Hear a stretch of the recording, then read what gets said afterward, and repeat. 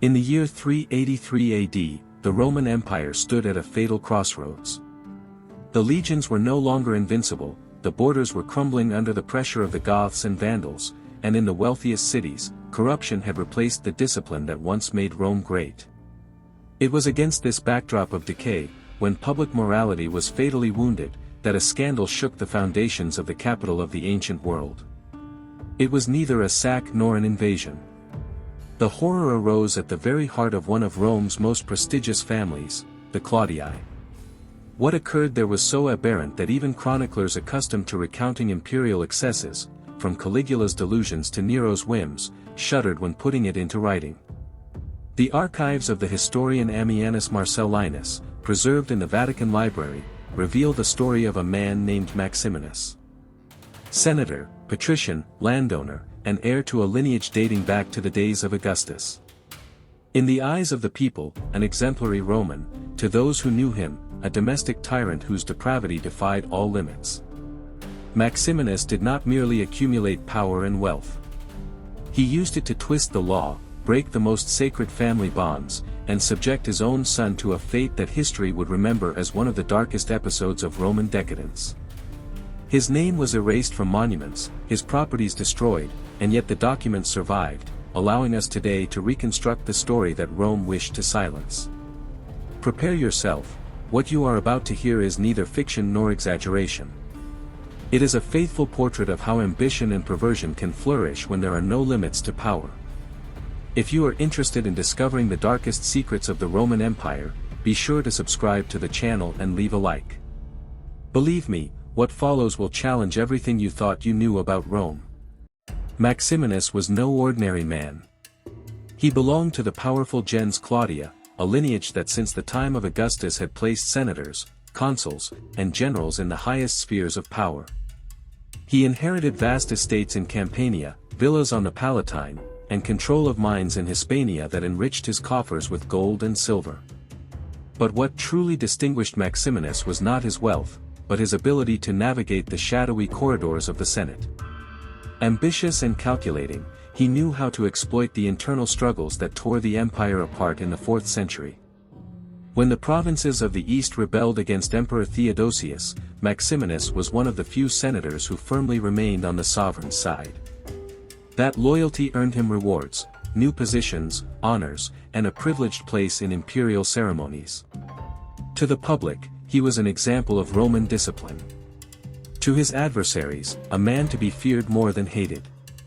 His power also extended into the private sphere. In his domus in Rome, a mansion housing more than 200 slaves and freedmen, Maximinus ruled like a miniature emperor. The mosaics adorning the halls, excavated centuries later by archaeologists, depicted scenes of exotic hunts, endless banquets, and obscene dances. It was a space designed not only to impress guests but also to make clear that within those walls, Maximinus's will was the only law. Amid this opulence lived Lucius, his only son, born of his first wife who died in childbirth. From a young age, Lucius became the focus of his father's obsessive attention. Later testimonies from slaves reveal that he was never allowed to mingle with other Roman youths of his age. His world was limited to the gardens, fountains, and halls of the family villa. Maximinus kept him under constant surveillance, surrounded by personal guards who escorted him even on the most trivial walks. But Maximinus's obsession went beyond protection. Judicial records found in the urban prefect's archives describe how the senator designed a unique, almost experimental educational regime. Instead of teaching Lucius the virtues of a young aristocrat, rhetoric, military art, public administration, he subjected him to training focused on domestic and feminine skills, embroidery, dance, chamber music, and the art of organizing banquets. The Greek tutor Aristophanes, hired to instruct the boy, wrote in papyri discovered in Oxyrhynchus about his bewilderment at Maximinus's orders. "I am not allowed," he wrote, "to teach him to reason like a Roman man or to speak in public.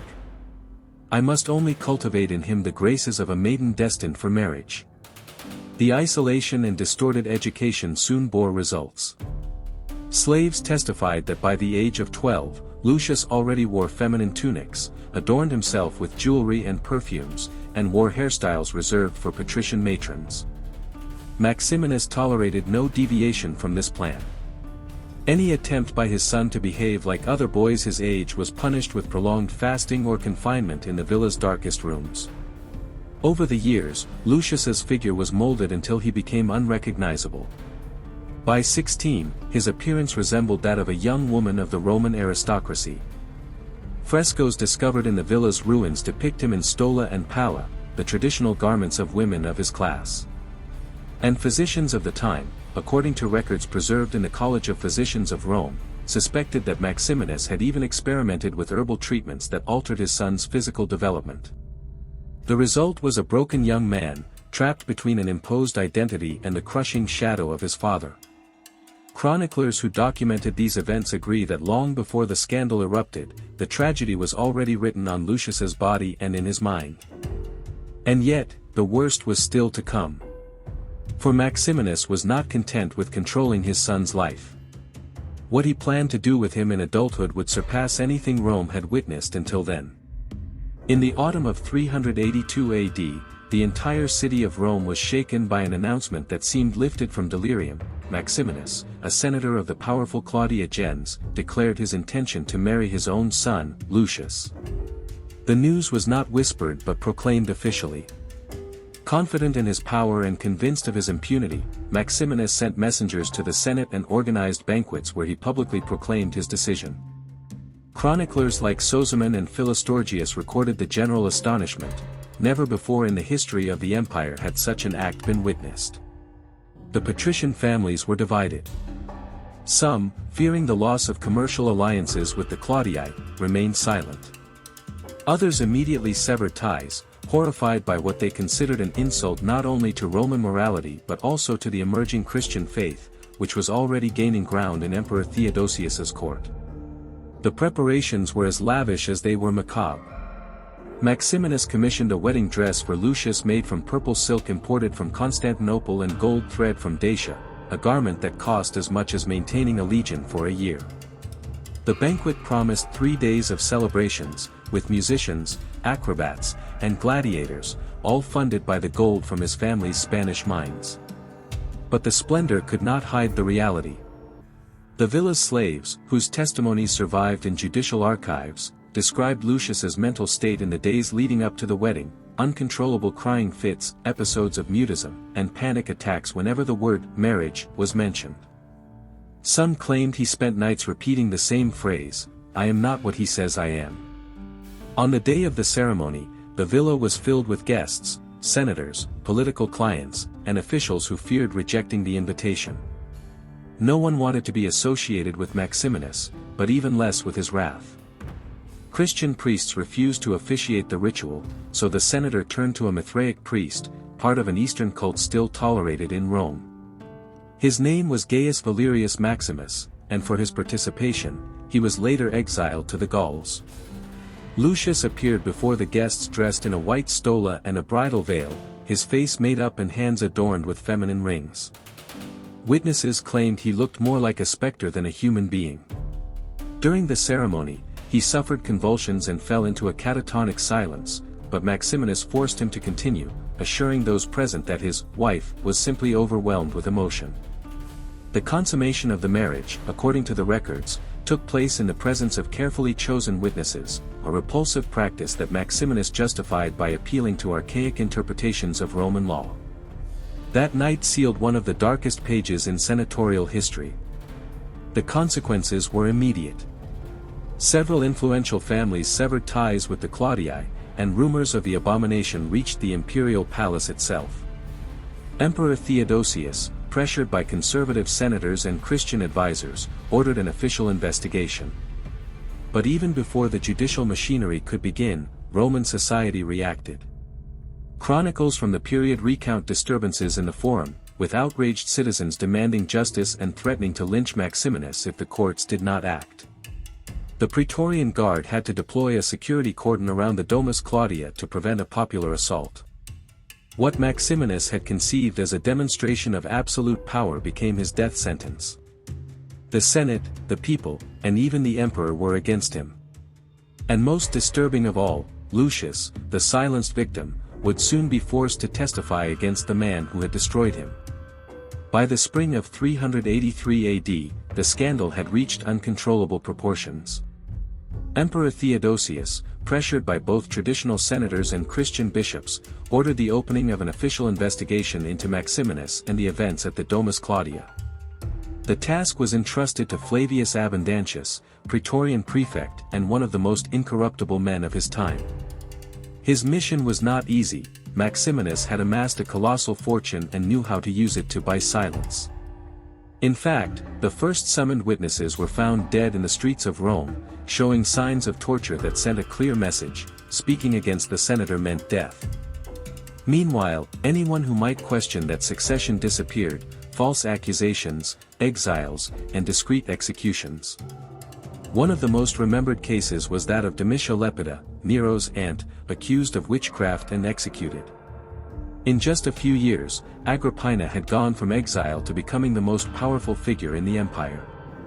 The Senate feared her, courtiers flattered her, and Claudius seemed increasingly dependent on her.